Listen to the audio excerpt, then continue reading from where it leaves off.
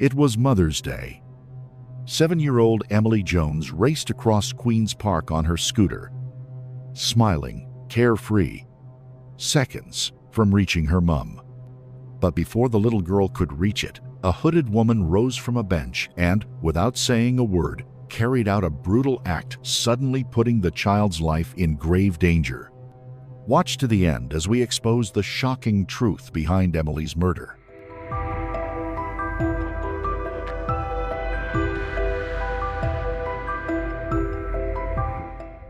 Emily Grace Jones was born in Bolton on the 18th of January, 2013 to parents Sarah and Mark. Mark worked as a credit manager, and Sarah was a solicitor. Emily was their only child and brought endless joy into their lives. Described as vibrant and full of laughter, she had a heart as big as her smile. She adored the outdoors, threw herself into sports, and was known for being fearless. She enjoyed hiking, climbing, swimming, and horse riding. Mark described her as a little daredevil, always cheerful and outgoing. Her teachers spoke highly of her creativity and imagination. She loved drawing and writing stories and was popular among her classmates. She was bright and hardworking, often teasing her teachers that she'd finished her assignments before her classmates had even written the date. Though Mark and Sarah were no longer together, they remained amicable and focused on co-parenting Emily. Mark usually looked after her on Sundays, and that weekend, the 22nd of March 2020, was Mother's Day in the UK. Emily had already given her mother a card to celebrate. They had arranged to meet at Queen's Park in the afternoon. Around 2:15 p.m., Emily and her dad were at the park. She was energetically zipping around on her scooter while he encouraged her to go faster. Spotting her mom Sarah jogging nearby, Emily excitedly told her father she wanted to go see her. Mark told her she could go ahead. Emily called out, but Sarah, wearing headphones, didn't hear her. As Emily made her way across the park, Mark saw a woman rise from a nearby bench and approach his daughter. Moments later, Emily collapsed to the ground. At first, Mark assumed she had simply fallen and was crying. He thought the woman was helping her up, but the screams from those nearby made it horrifyingly clear that his daughter had been attacked. The woman, wearing a hood, quickly fled the scene, still holding another sharp object in her hand. Mark immediately rushed to his daughter. Emily had suffered a catastrophic wound to her neck and was struggling to breathe. Kneeling beside her, Mark pleaded, "Just stay with me, Emily, stay with me, don't leave me." Sarah was still in the park, unaware of the attack. Mark called her as a nearby nurse rushed over and began administering aid, but Emily was deteriorating rapidly. At that same moment, Tony Canty, visiting the park with his wife and baby daughter, had seen the suspect walking away. Not knowing exactly what had happened or whether the woman was still armed, he instinctively gave chase. His wife handed Mark their baby's muslin cloth to help stem Emily's bleeding. Emergency services arrived within minutes. The first paramedic on scene found Mark holding Emily from behind as she lay unconscious on the ground, bleeding heavily and in cardiac arrest. CPR was initiated immediately, and adrenaline administered before Emily was airlifted in critical condition. Meanwhile, Tony continued to pursue the suspect. Despite being told the woman had a knife, he bravely tackled her to the ground and restrained her. He called 999 to report that there had been an incident at Queen's Park in Bolton and that a child was bleeding. He informed the operator that the woman was agitated and mumbling about not needing injections, claiming that Tony had killed her family and that he was killing her. Tony remained calm and held her until officers arrived. Police secured the scene and placed the woman under arrest. They instructed her to keep her hands behind her back and remove her bag. When asked if she had seen a child, the woman gave disjointed answers. Officers found identification confirming her name was Eltiona Scana and that she lived at 19 Turnstone Road. Inside her bag were 2 ID cards, hers and her mother's, as well as a sharp object, a bottle of water, and some juice. At 2:45 p.m., Scana was formally arrested on suspicion of attempted murder. She was read her rights and informed that the arrest was necessary to protect vulnerable individuals and ensure a prompt and effective investigation. Officers ensured nothing else in her bag posed a danger. With the scene now under police control, Emily's fate still hung in the balance as paramedics raced against time to save her life. A cordon was established around the scene while specialist officers launched a full investigation to reconstruct the events leading up to the tragedy. Emily was airlifted to Salford Royal Hospital, where the helicopter landed at 3:27 p.m. Despite urgent medical intervention, including ventilation and blood transfusions, she remained in cardiac arrest. At 3:56 p.m., all efforts to revive her were unsuccessful, and her death was formally declared. The case, initially a critical emergency, had now become a murder inquiry. The following day, Sarah was faced with the heartbreaking task of formally identifying her daughter's body. A post-mortem examination concluded that Emily had died from a wound to the neck. Her grieving family released a statement expressing their devastation, calling the incident a senseless act of violence that stole the future of a little girl full of promise. They also expressed gratitude to those who had come to Emily's aid, including members of the public and emergency services, whose efforts, though unsuccessful, had not gone unnoticed. Shock rippled through the local community. Emily's school was overwhelmed with grief, and her head teacher described the emotional impact her death had on both students and staff. Emily was remembered as a kind, intelligent, and spirited child, loved by her classmates and teachers alike. Her absence, they said, had left a void that could never be filled, and her memory would continue to live on in those who knew her. Attention quickly turned to the suspect. The woman arrested at the scene was identified as 30-year-old Eltiona Scana, who was immediately detained under the Mental Health Act. During her initial assessment, she appeared cooperative yet emotionally detached. When questioned about her mental state, she acknowledged that she was not well. Although she claimed to have no memory of the incident, the attending doctor believed she was intentionally avoiding the subject.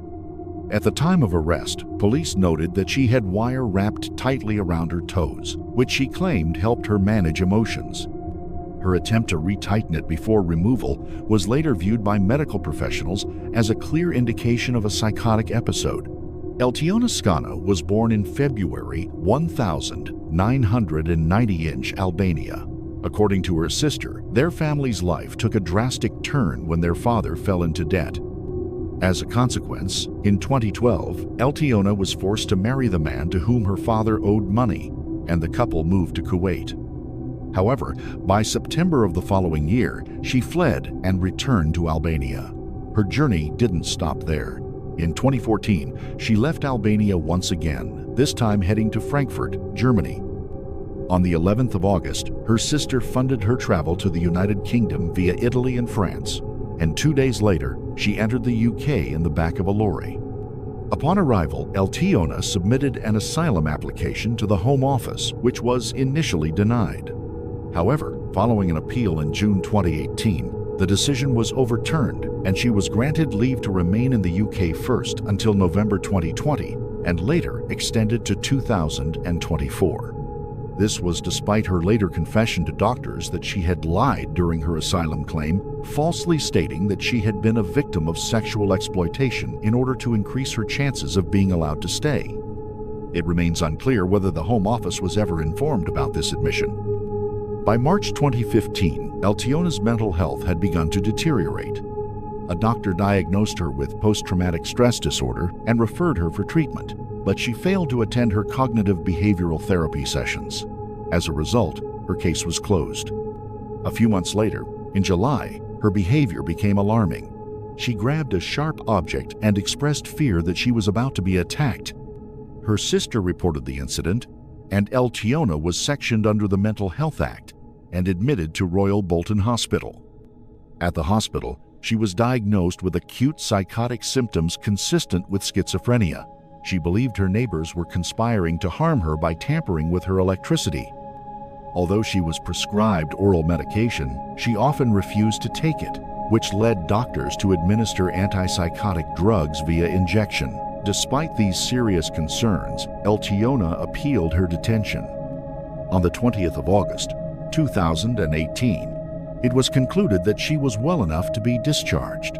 Her paranoia had reportedly lessened, and she no longer believed she was being persecuted.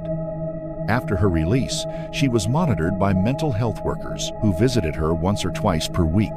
Eltiona had long expressed discomfort with the antipsychotic injections, often complaining about the side effects they caused.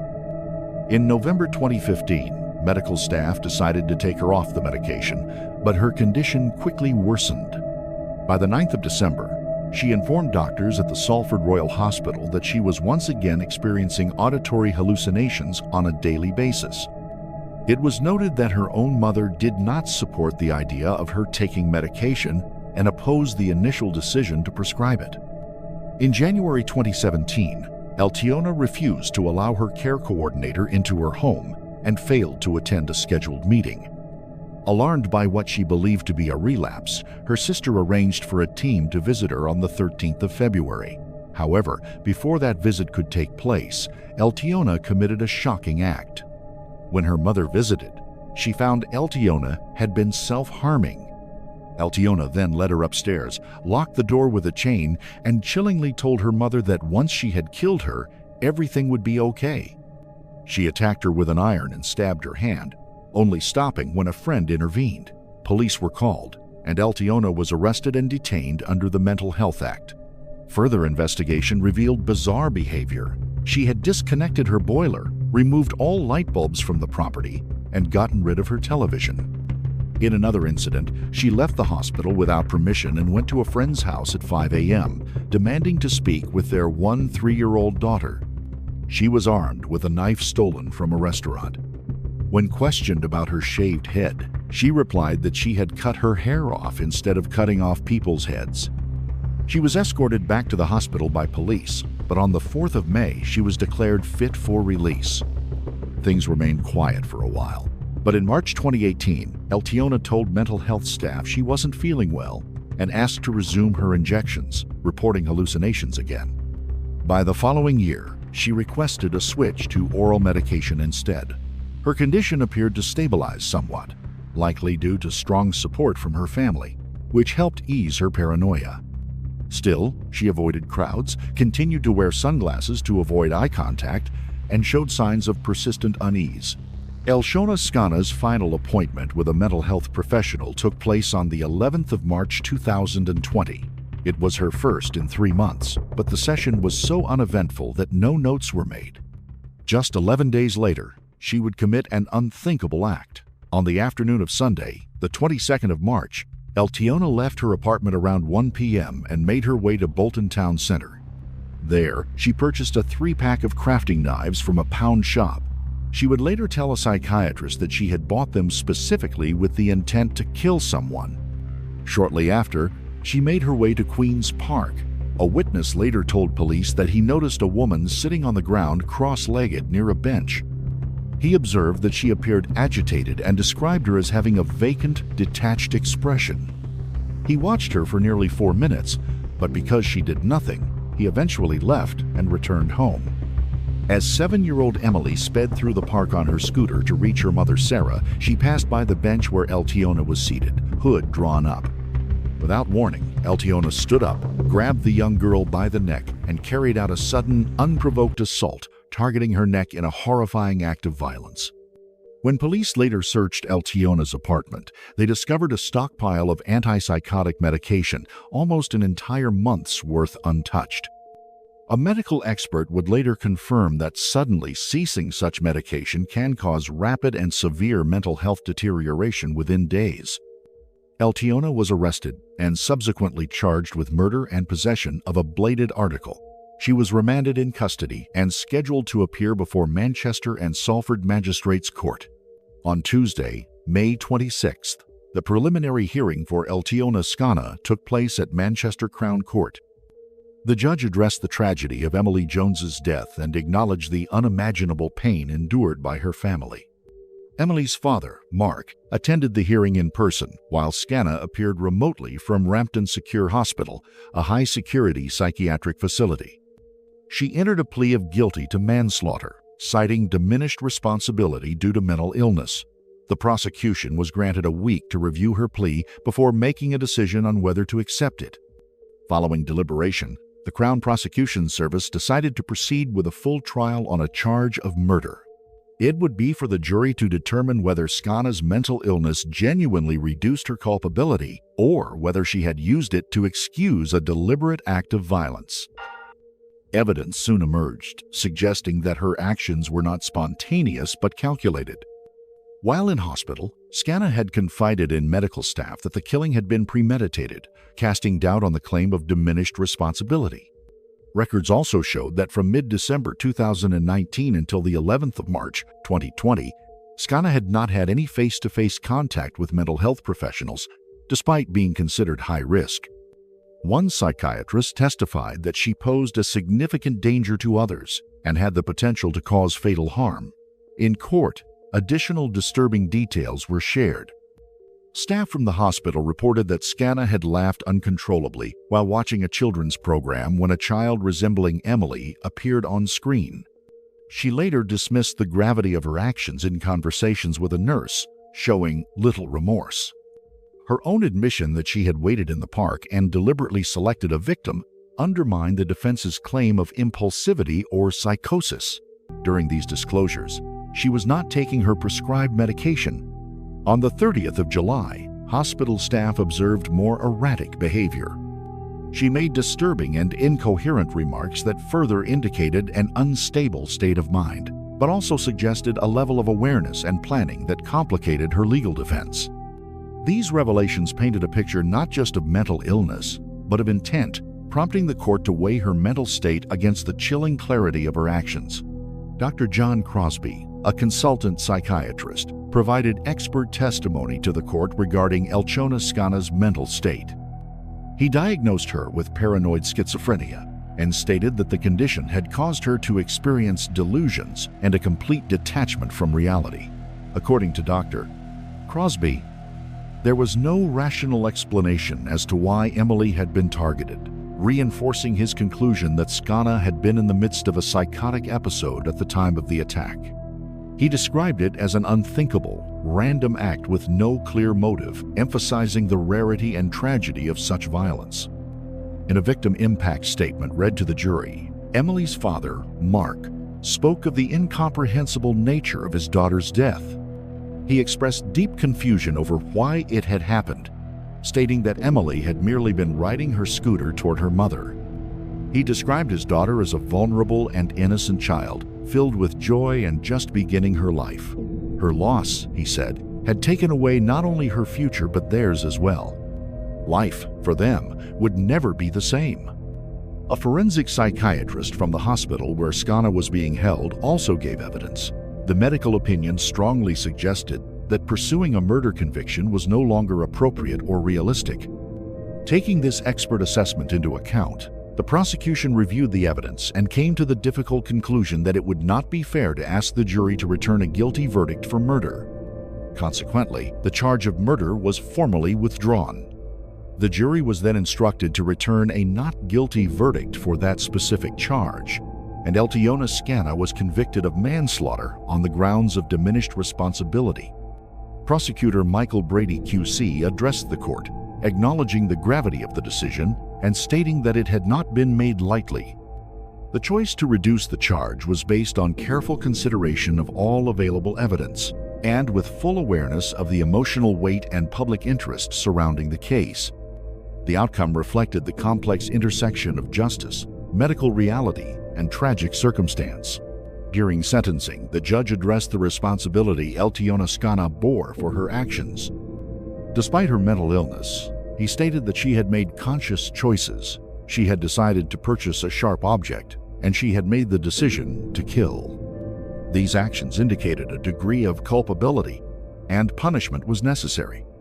In his remarks, he acknowledged that the consequences of what had occurred would forever impact Emily's parents and everyone who had known and loved her. No sentence, he emphasized, could undo the loss or bring true solace to those devastated by the tragedy. The judge confirmed, based on all medical evidence presented, that Skana did indeed suffer from paranoid schizophrenia. The severity and nature of her illness justified her detention in a secure hospital setting. However, he clarified that her release would only ever be considered after she had served her minimum term and been assessed as no longer posing a risk to the public. He added that if such a time never came, she would remain institutionalized for the rest of her life, either in hospital or prison. Later on, her minimum sentence was revised and increased from 8 years to 10 years and 8 months. The judge explained that this adjustment was due to a miscalculation in the original sentencing, a mistake for which he took full personal responsibility. Following the change, Emily's father, Mark, expressed continued anger and frustration. He declared his intention to fight relentlessly to ensure Skana remained confined for the rest of her life. Whether it be 10 or 20 years, he said it would never be enough. In his eyes, she would always remain a threat to society. At the inquest into Emily's death, acting senior coroner Alan Walsh described the case as one of the most tragic he had encountered in his 2 decades of service. He called the loss of Emily a vibrant, intelligent, and joyful 7-year-old, an unimaginable tragedy, made even more harrowing by the circumstances in which it occurred.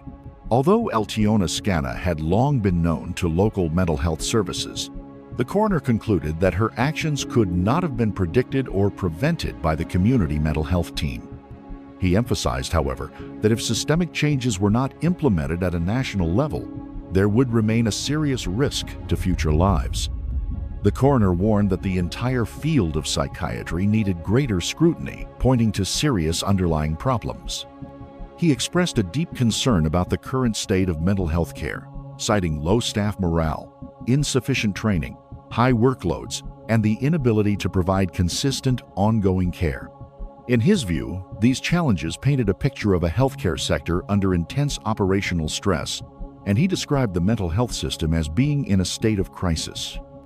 In light of the circumstances surrounding Emily's death and the failures in Skana's community care, Bolton coroner Timothy Brennan announced that he would be issuing a Regulation 28 Prevention of Future Deaths report to the Secretary of State for Health.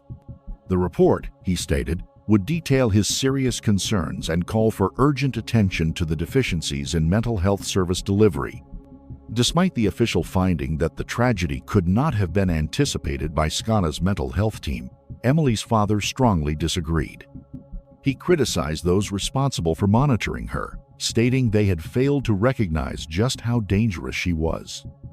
He found it especially distressing to listen to conflicting testimonies from mental health professionals, none of whom, in his view, fully understood the extent of the threat Skana posed.